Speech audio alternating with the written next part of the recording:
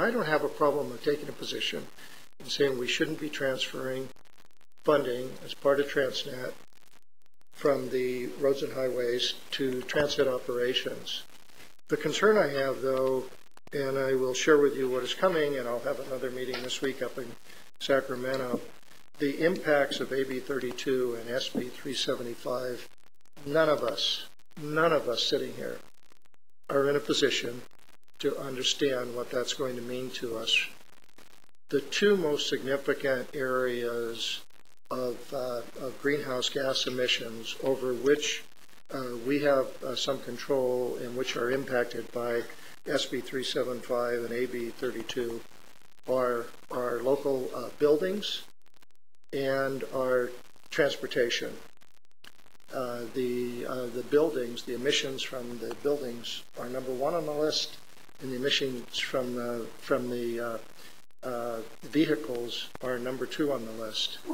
And we're going to have to make some incredible changes over the next several years to meet the mandates in these bills.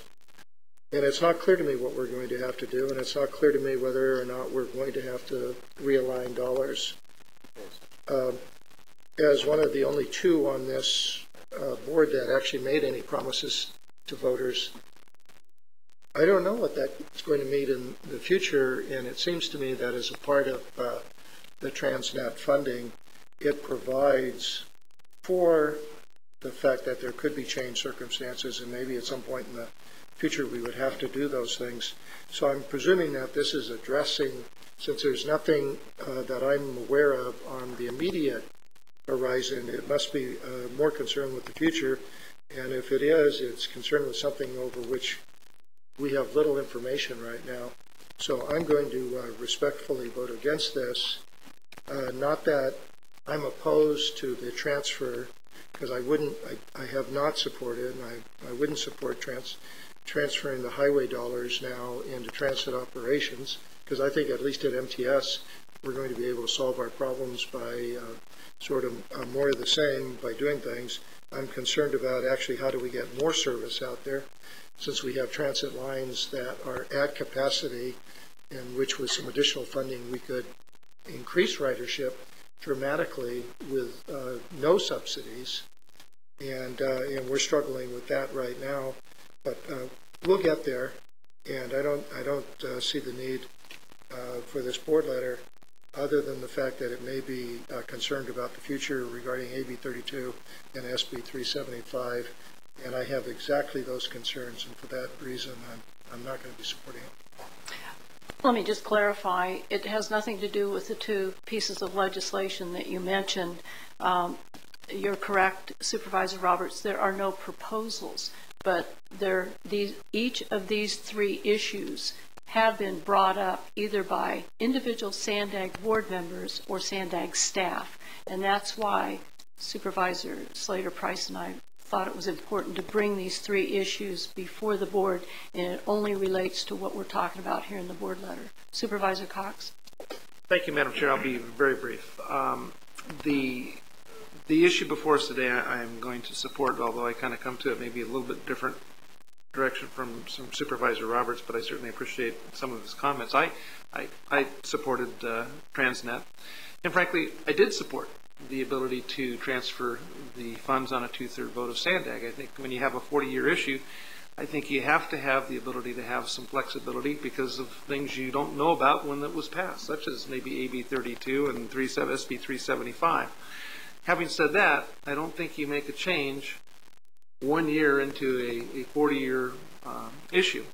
It was approved in 2004. It just, I think, April 1st of last year was the first implementation of Transnet 2. And I was at a celebration on Saturday. We talk about the formula of a third for local streets and roads. That certainly could be a decision by the local governments to decide if they want to put more money towards transit services, a third for highway, and a third for transit. Well, certainly if the two operating transit agencies want to get together and come forward to SANDAG with a suggestion that maybe some of the money that was earmarked for capital costs should go towards operating costs, that's something I think SANDAG should consider. Obviously, it doesn't make any sense to extend the trolley to areas where you can't afford to operate it.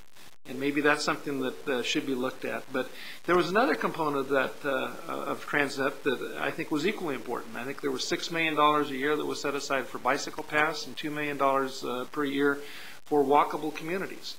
And I think sometimes we lose sight of those things, although they're not real sexy issues.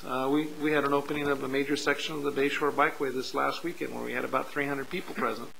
And I can assure you that as we get some of these bike routes done, like the Inland Rail Trail, like the Coastal Rail Trail, like the Bayshore Bikeway, that one of the healthiest, we talked about in item 1 with the food stamps, one of the healthiest things we can do for our citizens in this county is to get them to get out and exercise more. And certainly if you have safe bike routes that are Class 1 bike routes where you're not competing like on Palm Avenue, you're competing with the 6-lane freeway, I think you're going to find a lot more people who will be willing to ride their bicycles to work or to rollerblade or skateboard or whatever they want to do, as opposed to getting in their cars. And I know for a lot of people in South County, once that Bayshore Bikeway is done up all the way around through the city of San Diego, frankly, there's a lot of people, I think, that could get to work a lot quicker getting on their bicycle as opposed to getting on the freeway each and every day. So I don't want to lose sight of that last component of walkable communities and bike routes.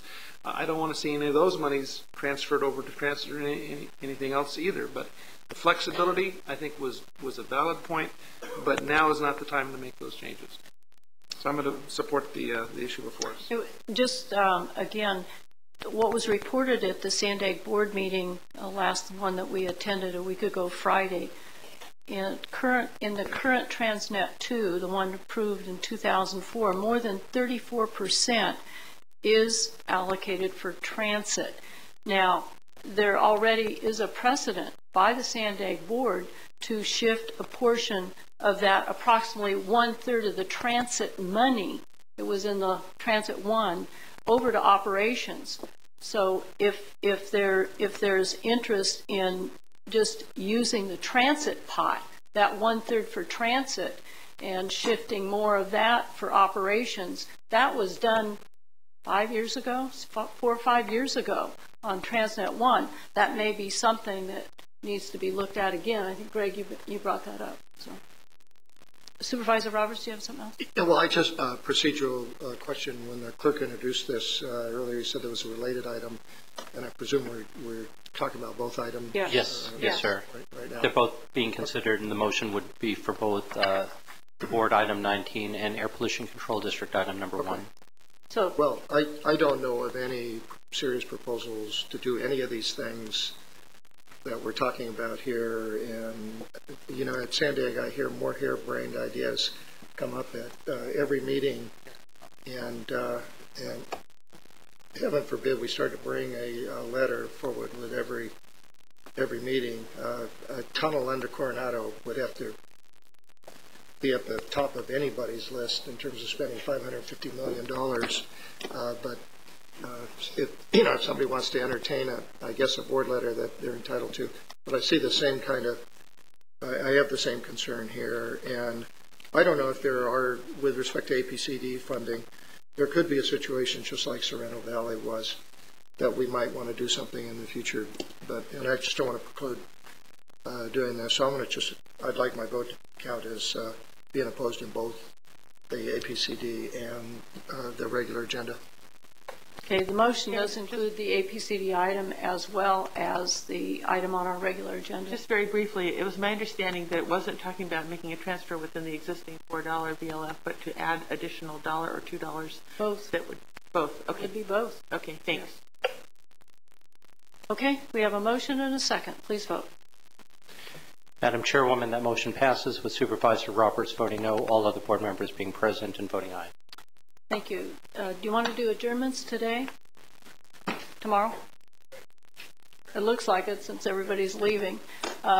So we're going to postpone our closed session agenda until after our regular meeting tomorrow, and then we'll have the adjournments tomorrow also. Thank you. With that, meeting is adjourned. The next meeting of the board will take place tomorrow, Wednesday, April 22nd, 2009, beginning at 9 a.m. Thank you.